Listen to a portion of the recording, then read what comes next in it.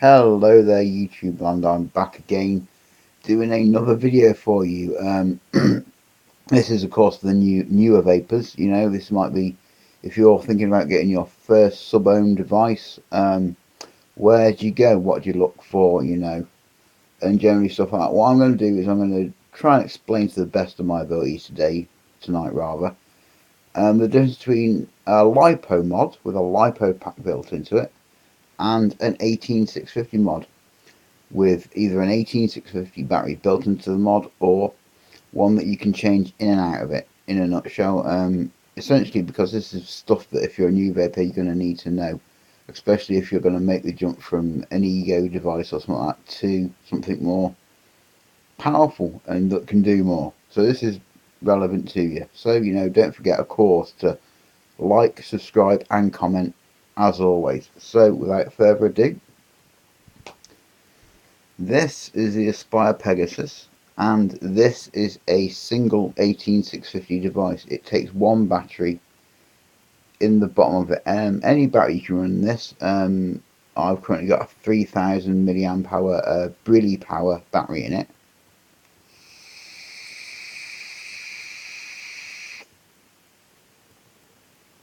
And that works fine and dandy. 3000 mAh balances the 70 watt output of the device pretty well. As well as it being a good vape, it's got my little Anakin I/V on it as well, so that's a fantastic tank to use on it, and it matches the wattage of the device.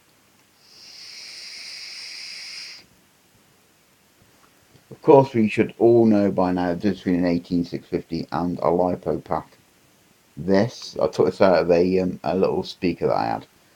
This is a lipo pack with your two wires that come off it, and this I'll show you the iPower as well. I've got the iPower with me. The iPower is get that on camera.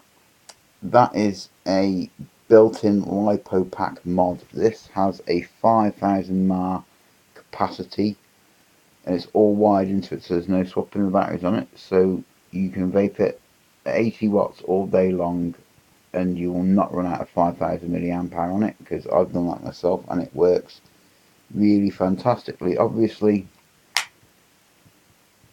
the ones that are going to be in the mod are going to be bigger than this one, but some of lipo pack mods as well will have two, maybe three of these wired together to give you the total milliamp hour and the watt hours of a device.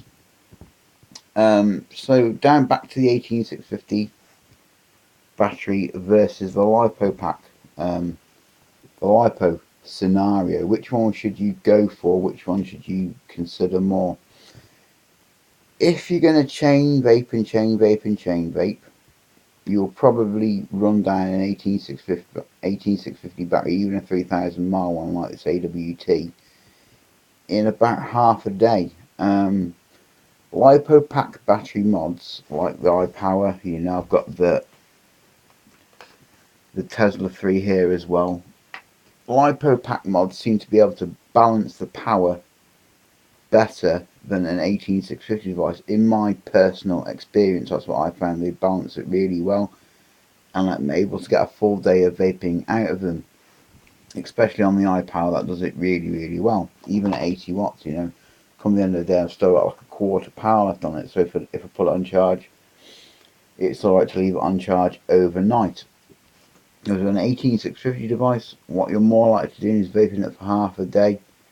It'll get there until the battery's weakened, and then you'll swap it out for another battery, which means, of course, you're going to have to carry around two 18650s. Of course, always carry them in a case, never carry them loose in case they catch on anything. So you're going to have to swap out your batteries for another one.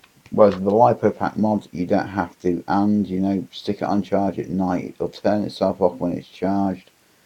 Use the supplied leads that you get with devices as well. I would always advise that.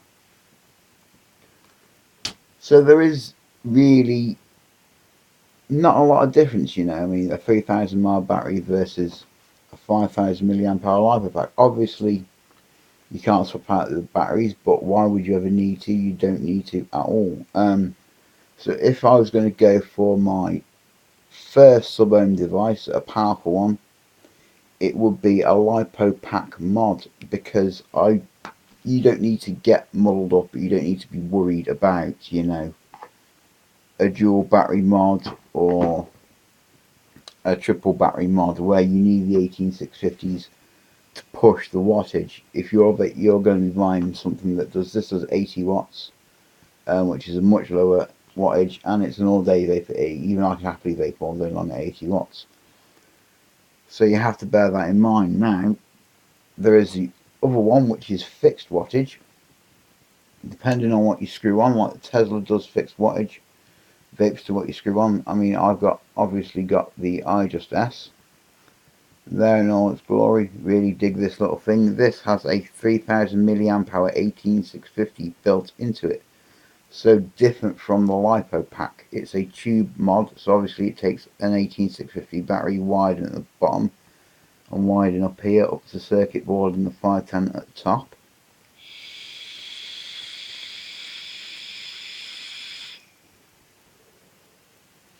So that's one with a built-in 18650 battery rather than a built-in lipo pack, which is again varying, but due to the design of this mod, it has a built-in 18650 battery. I mean, it works brilliantly. I mean, this 0.5 ohms I can get a full day vaping out of this, because the vapes are around about the 50-60 watt mark. No, vapes at the 100 watt mark. If I go down to 0.3, it vapes at 70 watts all day long.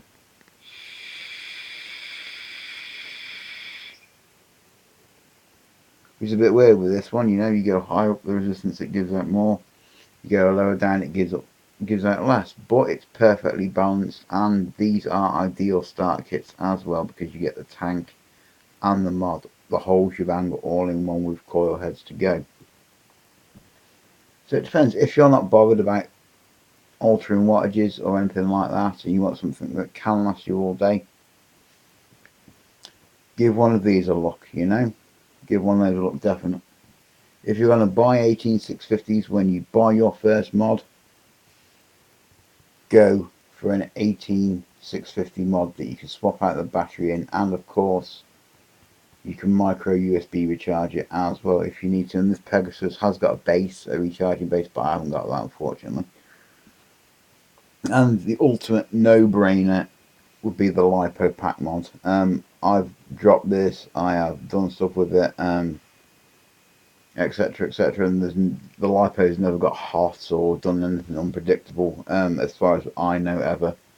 I've got a brother who chucks his control pads at the wall and stuff like that, and they've PlayStation control pads, Xbox control pads, and they've got these built into them, and they've never exploded or nothing. So to my knowledge, lipo packs are safe to me, because I've never had an issue with one ever. And so there you go, that's my quick guide to well, really, to batteries and lipo packs and devices, really. Like I say, have a look around, watch other videos as well. There's reviews for all of these that you've seen, you know.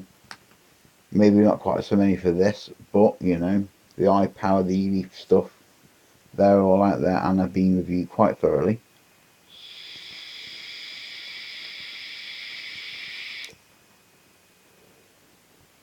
So yeah, it also comes down to a bit of function over form with these. They function very well and are very easy to use, very easy to maintain as well.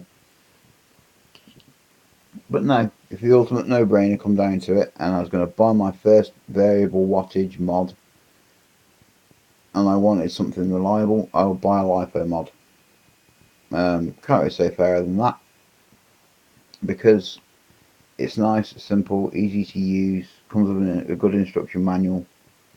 The battery's built in, there's no swapping batteries, there's no additional expense of buying batteries as well for it. So there you go, that's my rough guide to mods and, you know, powering them with your different stuff that you can put inside of them, or the stuff that comes built into them already. So I'm going to say thank you for watching, farewell, keep on vaping, don't forget to Subscribe, like and comment on my videos as well. And farewell and keep on vaping.